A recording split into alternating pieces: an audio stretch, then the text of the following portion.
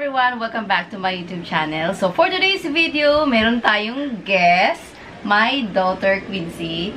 So, my daughter and I are going to eat using a chopstick challenge. Ayan. So, actually guys, tinaga ko ni Sister Chabinita for a chopstick challenge. So, almost a month ngayon ko lang nagawa kasi marami akong ginagawa guys kaya hindi ko nagawa ng video to. So, ipapakita ko sa inyo ang aming kakainin for the day using chopstick guys. Ayan, we have here a, ano ito guys? Tteokbokki. Yung tteokbokki, yung Korean rice cake. Noodles with tteokbokki. Yan. And with mozzarella. Yan, and egg. Ayan, nilagyan namin siya ng egg. Meron din tayong kimchi. Ayan.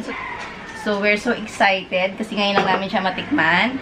And meron din kaming samyang curry. Samyang curry flavor. Ayan. So, of course, bago namin ito gagawin, please give this video a thumbs up and subscribe to my channel if you're new. Every single day, I'm gonna make something great. So, are you ready? Yes, I'm ready. Okay. Ayan, so yan yung chopsticks mo. Actually guys, hindi kami sanay. Ito. Hindi talaga kami sanay kumain na naka-chopstick kasi, di ba, Pilipino naman tayo. So, hindi naman natin nakasanayan na kumain talaga na naka-chopstick lang eh. So, yung iba, magaling sila kasi, lalo na yung mga lumaki dito sa city, pero kami mga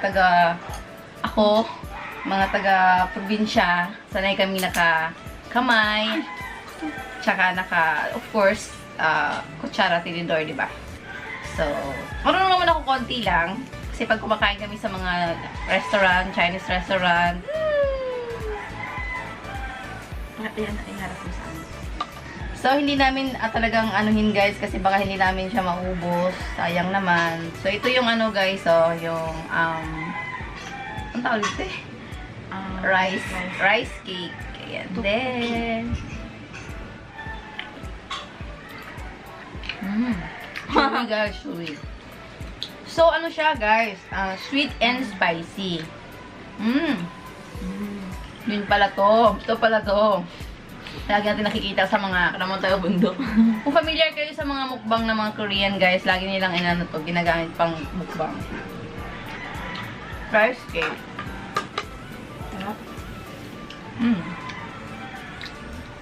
So yummy.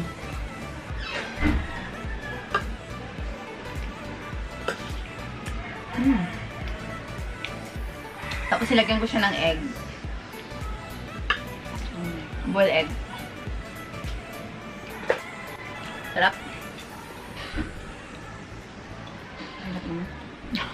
Kaya nga challenge eh. Ang gulo mo ko guys. So ayan, meron din ako ditong guys, samyang. Ano naman siya? Curry flavor. Medyo manghang siya, like samyang na red, pero iba yung flavor niya. Flash ko na lang sa screen yung itsura ng packaging.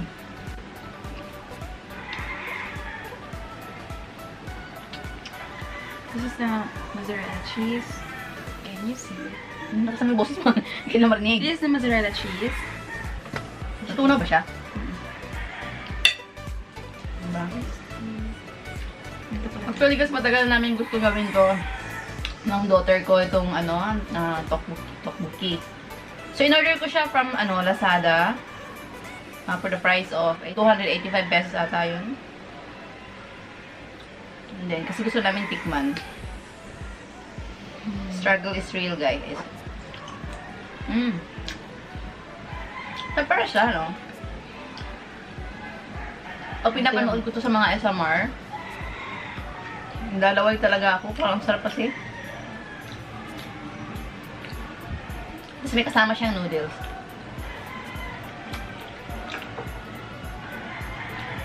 Yum.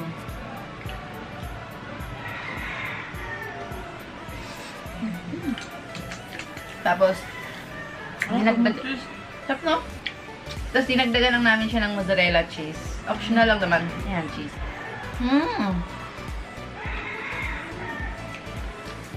Very creamy. Yan. Pakita mo sa camera.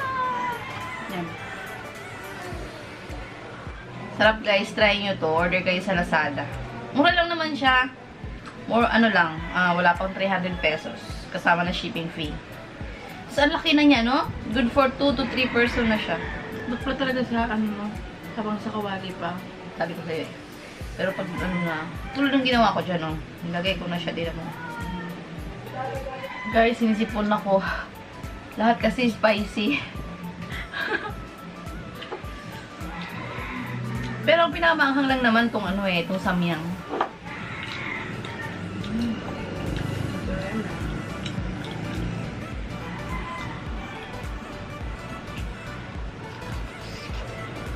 So that's all for today's video, guys. Chopstick challenge complete! Yay! I hope you enjoy watching and I'll see you in my next one. Bye!